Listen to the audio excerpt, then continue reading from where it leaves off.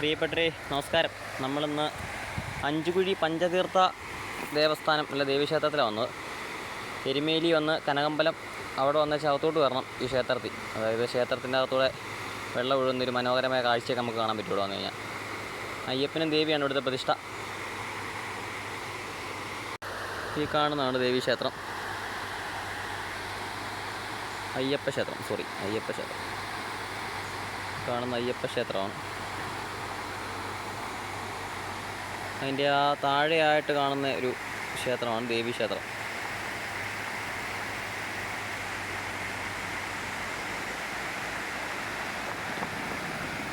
നിങ്ങൾക്ക് ഇതുപോലെ വെള്ളം ഒഴുകുന്ന ഒരു മനോഹരമായ കാഴ്ച കാണാൻ പറ്റും. ഫോട്ടോ എടുക്കൽ എന്നൊക്കെ എഴുതി വെച്ചിട്ടുണ്ട്, അതുകൊണ്ടാണ് ഈ മേളിൽ നിന്ന് എടുക്കുന്നത്.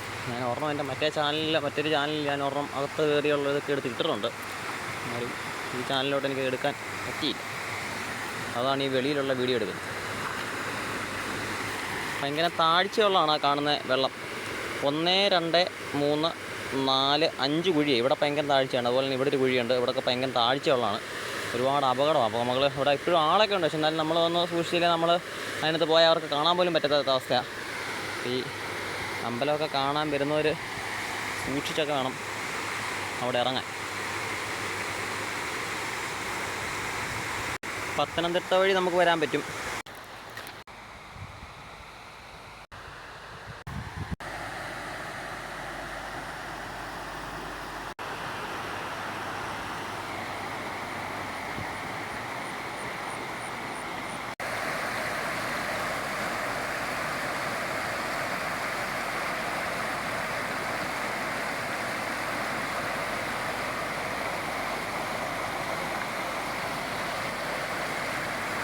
പത്തനംതിട്ട റാന്നി വഴി കയറി വരാം, മുണ്ടക്കയം കൂടി അങ്ങനെ എരുമേലി വന്ന് അങ്ങനെ കനകമ്പലം വഴി കയറി വരാം. ഇപ്പോൾ ഈ കനകമ്പലം എന്ന സ്ഥലത്ത് നിന്ന് ഇറങ്ങിയിട്ടാണ് വരുന്നത്. അപ്പോൾ നമുക്ക് അല്ലെങ്കിൽ കരിമ്പന്തോട് അങ്ങനെ ഇറങ്ങി വരാം. അവിടെ വന്നാൽ നമുക്ക് കുറച്ച് നടന്നു വരാം, അല്ലെങ്കിൽ ഓട്ടോയ്ക്ക് വലിയ ചാർജൊന്നുമില്ല, കൊണ്ടുവിടും.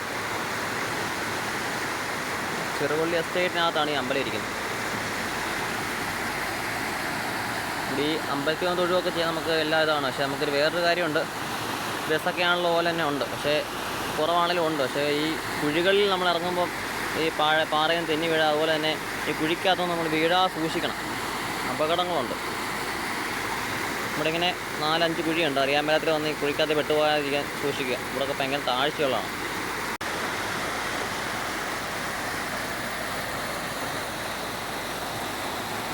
ഇതുപോലത്തെ വീഡിയോകൾക്ക് വേണ്ടി നിങ്ങൾ ചാനൽ സബ്സ്ക്രൈബ് ചെയ്യുക, ലൈക്ക് ചെയ്യുക.